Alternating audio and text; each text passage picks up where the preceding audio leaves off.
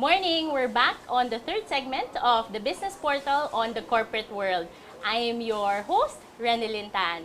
So from babies and toys, educational products, we are now here to talk about the youth leadership here in the country. I am very honored to share with you that we have two of my very good friends who are active in the nonprofit and in the youth sector. They're both from the BCYF Foundation. We have Noreen Bautista and Kevin De La Cruz. Hello, Hello. magandang umaga. Magandang Hello. umaga. So please say hi to our viewers. Hi, good morning to everyone, and thank you for having us here. We're excited to share more about what we're doing with CSR Youth. And magandang umaga. Ayan, so thank you for giving us an opportunity to actually tell you stories of the youth.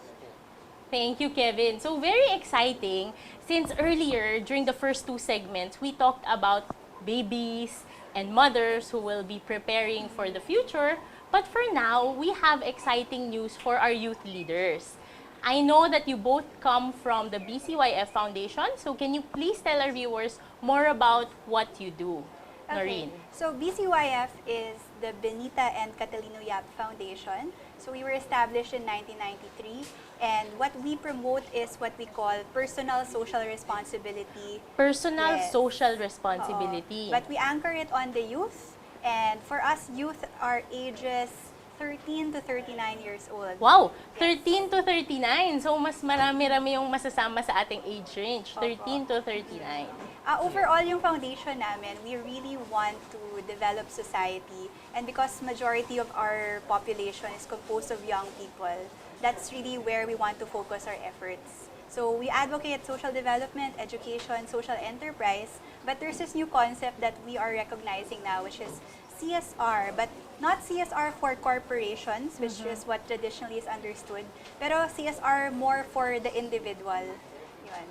I can really attest to that because the BCYF Foundation is special in the sense that you really focus not just on the corporations, but on the person itself, tsaka yung CSR na tinatawag natin for the self. Yes. Okay, so I heard you have very exciting projects and events coming up. Ano ba yung mga pwedeng ma-attend ng ating mga young viewers and youth leaders? Okay. So actually, the CSR Youth Awards, it will already happen this Monday. Okay, so August 31. So there. Oh, we have the CSR Youth Awards. It's a partnership between the Benito and Catalina Yap Foundation and Deloitte. Yes. How did the partnership come about since we know Deloitte is a very big accounting firm, right? Yes. Well, we always want to partner with accounting firms because this is a prestigious award. So what we did, we launched this in May this year, and we are looking for youth awardees who are imbibing what we call the values of CSR, which is citizenship, sustainability, and social responsibility. So Deloitte is there because we also want this to be a prestigious award for the young people. We're looking for youth leaders na hindi lang nag-lead ng advocacy, but they also did it very well. They did project evaluations. They have social impact, kahit volunteer effort lang yan. And we're very inspired by the nominees that we've been getting. Kasi kahit wala silang kinukuhang money or salary from it, but they do it from their heart. But the impact of their projects are very significant. And these are projects that we want to really recognize, especially for corporations who are also struggling to help society in one way or another. Wow, very, very Yes. inspiring. I know about your great work because also coming from the nonprofit sector, I see that there are a lot of youth leaders who really want to do something.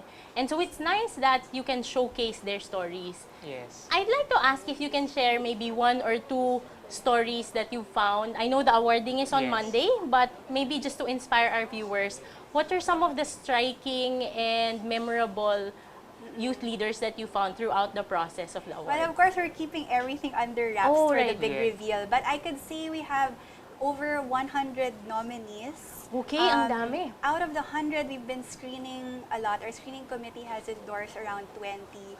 names. We've received nominees from Luzon, Visayas, Mindanao. We have So, young nationwide people. talaga.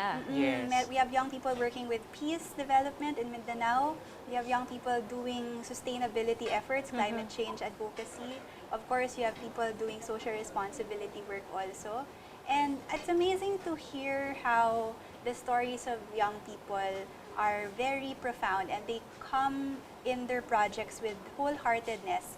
Pero magaling, parang sinasabi nga nila na it's their calling, it's their passion already. That's why they're doing it. And we're also happy to have heard our judges who come from corporations, NGOs, the leaders of the country basically. And they're amazed that ito yung generation ng mga Pilipinong kabataan ngayon who not only just have the passion to serve, but they do it very well, very excellently, with solid evaluation and whatever. Very inspiring yung Yes. shinare ni Noreen, no? Yes. Kevin, I'd like to ask, how did you get involved with the CSR Youth Awards? And what can you share to our viewers in terms of how this process impacted you as a leader in the NGO and the consulting world? Okay. Basically, I started to get involved in this project. Basically, I've been doing a lot of work in the youth. So, well, ever since before, I've been doing trainings, and of course, our chairman, Antonio Yap, invited me to become Yes, one si of Sir the Tony. secretariat to be involved because basically, I want to actually, facilitate the the the way these youth that are not exactly discovered to be to be recognized, and also not just to be recognized but also to be trained to make their projects better. Yes. And it's really good to be in this position to actually facilitate this You awards. mentioned someone very important in BCYF, and that's Sir Tony Yap. Yes. To our viewers, si Sir Tony Yap is the founder and the chairman Yes. of the BCYF Foundation. I know he really wants to leave a very good legacy for our youth leaders. If there's one thing you learned from him na pwede ring maging source of inspiration, ano kaya yun? Well, it's interesting because he always tells us in the foundation, because the youth are going to be leading this country and whatnot, but we really need to learn the discipline also. Kasi kapag sinabi mong social development, hindi lang yan, it's a real work and it's important work. And young people all the more need to have discipline in Yes. terms of, having effective social change. And ako personally, my advocacy here is really social enterprise, which is one aspect of social development. And that's where we can offer opportunities to young people to really serve in a very focused way, but be effective and be disciplined. So, yun yung natutunan ko with the foundation, how to be very disciplined in social development. Which is really very important to have the discipline, because sometimes if you just have the passion, it's not enough because it's going to be very easy to sometimes feel tired or feel that there are many challenges. But with the discipline, every day that you spend with your craft, it's really going to have a lot of good results. And thanks Yes. for the CSR Youth Awards for highlighting that. I'd like to ask you, since the Youth Awards will already be done Yes. and we'll be having the awarding ceremony next Monday, what other projects or events can they join from your Right. foundation? Well, the good news is this is the first running of the CSR Youth Awards. Okay. Very So first. we will be doing it at another time. So nominations are gonna be accepted, are still being accepted, but that's for the next run. So if you know any CSR youth leader who is deserving of this kind of an award, please feel free to go to our website. It's awards.bcyfoundation.org. Okay, Yes. ulitin po natin. Awards.bcyfoundation.org. bcyfoundation.org. Yes. Tsaka Ren, this is also part of an overall CSR development program. So we have for the youth, but we also have for everyone else, academicians, CSR practitioners. So on September 28th, for example, that's academic conference on CSR. And we'd like to invite everyone also to check that out. It's more details in our website also, bcyfoundation.org. Can you give them yung registration fee siguro or the requirements So for it's those good. interested? Registration fee is September 28th. It's going to be at the Far Eastern University. September 28th, 5th conference on research and CSR. Registration fee is around 5,000. Wow, thank you very much. Kevin, would you like to invite them to some of your projects from the CSR Youth Awards as well? Okay. Basically, ano, nasabi na ni Rhea. Okay. And basically, we just want everyone to nominate in our next run of the awards because it is an opportunity not just for the people in development to be recognized. Kasi people who actually do volunteer work, even in the corporate sector, even in the government sector. So it's not really exclusive to those people who are full-time in development.